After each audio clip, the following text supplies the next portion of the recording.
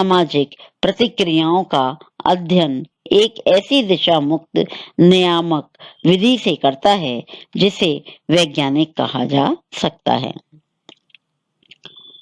रैकलस ने भी इसका समर्थन किया है। आज अपराधशास्त्र का अपना एक विशिष्ट विषय क्षेत्र एवं अध्ययन वस्तु है, जिसमें विशिष्ट प्रकार के आंकड़ों तथा विशिष्ट प्रकार की वैज्ञानिक विधियों के माध्यम से अपराध जैसी जटिल सामाजिक घटना के कारणों की खोज की जाती है। अन्य विज्ञानों पर अपराधशास्त्र की निर्भरता इसके आत्मनिर्भर तथा एक विशिष्ट प्रकार का स्वरूप धारण करने में कहीं भी व्यवधान उपस्थित नहीं करती।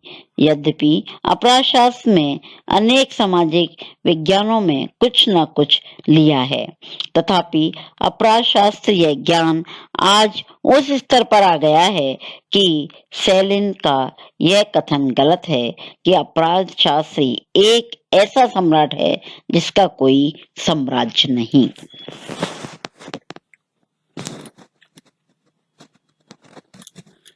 इस आधार पर अपराधशास्त्र को विद्वान मानने वाले या विज्ञान मानने वाले विद्वानों के उपयुक्त दृष्टिकोण को आज काफी समर्थन प्राप्त है। इसलिए आज अपराधशास्त्र को हम एक विज्ञान मानते हैं। इसकी प्रकृति के संबंध में निम्न महत्वपूर्ण बातें हैं। नंबर 1, अपराधशास्त्र एक सामाजिक विज्ञान है। अपराधशास्त्र कैसा विज्ञान है? सामाजिक, क्योंकि इसमें अपराध का अध्ययन एक सामाजिक तथ्य के रूप में किया जाता है। यह एक प्राकृतिक विज्ञान नहीं है। दूसरा है, अपराधशास्त्र एक निरपेक्ष विज्ञान है। कैसा विज्ञान है? निरपेक्ष, क्योंकि इसमें वास्तविक अध्ययन किए जाते हैं। अन्य शब्दों में आदर्शात्मक विज्ञान नहीं है, क्योंकि इसमें क्या होना चाहिए के स्थान पर क्या है का अध्ययन करते हैं। तीसरा, अपराधशास्त्र एक विशुद्ध और व्यवहारिक विज्ञान है, क्योंकि इसमें अपराध, दंड और उपचार के दोनों पहलुओं सैद्धांतिक और व्यवहारिक का अध्ययन किया जाता है। अपराधशास्त्र सामान्यीकरण करने वाला विज्ञान है, क्योंकि इसमें सिद्धांतों का निर्माण करने एवं सामान्य नियमों की खोज करने का प्रयास किया जाता है। अन्य शब्दों में यह विशिष्टवादी, व्यक्तिवादी विज्ञान नहीं है।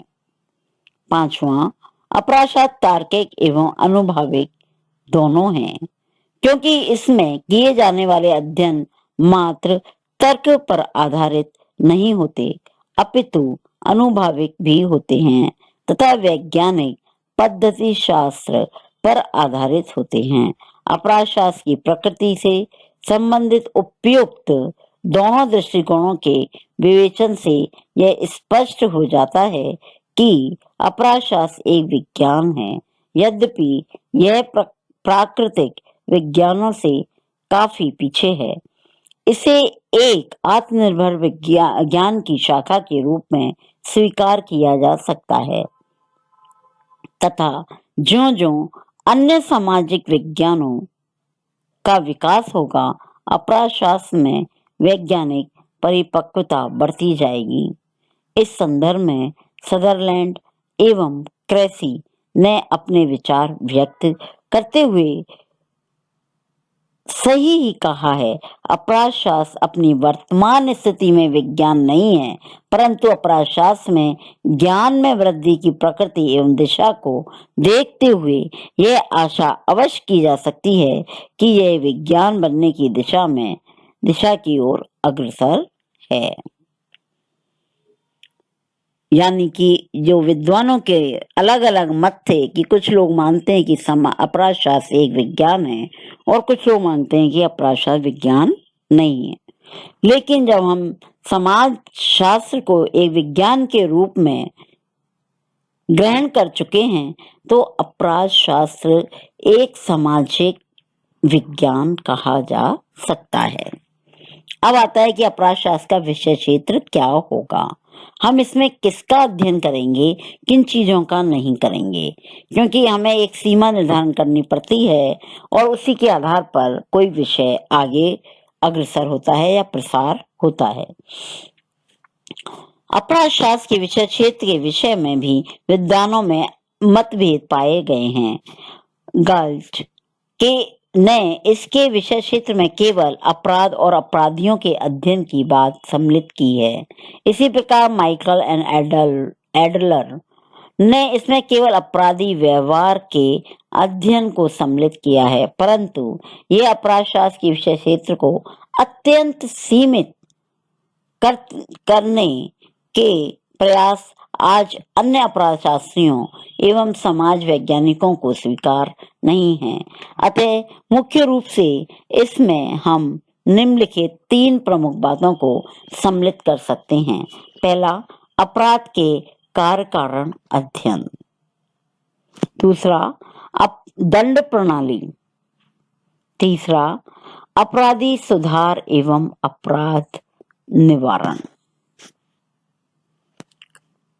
लेकिन रॉबर्ट जी गालवेड ने कहा है, इन्हीं बातों में कुछ और जोड़ते हुए अपनी बात को रखा है।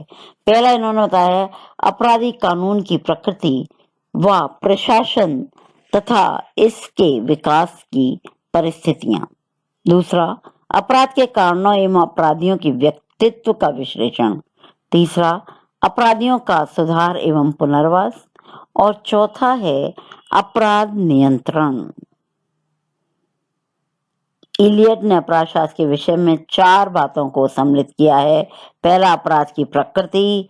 दूसरा, अपराध व्यवहार से सम्मिलित कारण। तीसरा, अपराधियों का व्यक्तिक विषयक अध्ययन। और चौथा है अपराधियों का उपचार व दंड। इसके बाद सदरलैंड एवं केसी कहते हैं कि अपराध शास्त्र को मुख्यतः निम्नलिखित 3 भागों में विभाजित किया जा सकता है। नंबर 1, क्रिया। दूसरा, कानून उल्लंघन करने की प्रक्रिया। और तीसरा, कानून उल्लंघन के प्रति प्रतिक्रिया अर्थात दंड शास्त्र का अध्ययन। मतलब 3 ही मेन बात है। पहले तो है अपराध की क्या प्रक्रिया है, क्या कर रहा है, फिर उसके कारण को हम जाने, फिर कानून उल्लंघन करने की क्या प्रक्रिया थी, और तीसरा है कानून उल्लंघन के प्रति प्रतिक्रिया। इस तरह से अलग अलग समाजशास्त्रियों ने अपने अपनी बात को बताने का प्रयास किया है। जेफरी ने कहा है कि अपराध शास्त्र के विषय क्षेत्र को स्पष्ट करते हुए इसमें निम्नलिखित 3 समस्याओं का अध्ययन करने पर अधिक बल दिया है। नंबर 1, कानून तोड़ने वाले व्यक्तियों की खोज। जासूस, पुलिस अधिकारियों, चिकित्सकों अथवा उन व्यक्तियों का है जो अपराधी को खोजने में विशेष प्रकार के अध्ययन विधियों का प्रयोग करते हैं। दूसरा है अपराधियों की देखरेख तथा उनका सुधार, जैसे यह कार्य दंडशास्त्रियों, समाज कार्यकर्ताओं, समाजशास्त्रियों, मनोचिकित्सकों, मनोवैज्ञानिक, न्यायाधीशों, कारागार प्रशासनिक तथा अन्य सभी गैर सरकारी व्यक्तियों का है जो अपराध निरोधक तथा अपराध सुधार के क्षेत्र में कार्य करते हैं तथा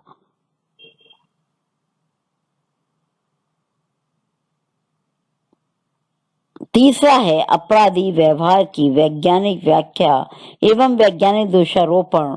यह कार्य अन्य व्यक्तियों का है जो अपराधी व्यवहार की घटना को समाजशास्त्रीय, मनोवैज्ञानिक और मनोचिकित्सकीय तथा विधि विरोधी आधारों पर स्पष्ट करते हैं।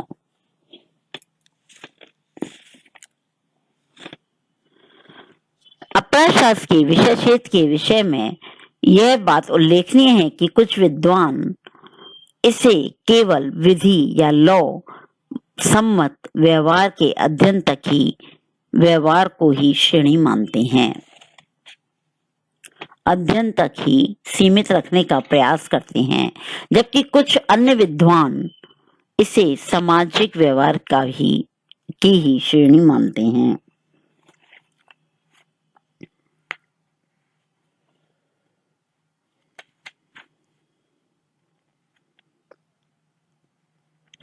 इन दोनों दृष्टिकोणों के बीच एक तीसरा दृष्टिकोण उन विद्वानों जैसे गैरोफेलो, वांस एवं टीटर्स, Landis and Landis, Sushil Chandra का है, जो अपराध को सामाजिक कानूनी दृष्टिकोण से देखने का प्रयास करते हैं।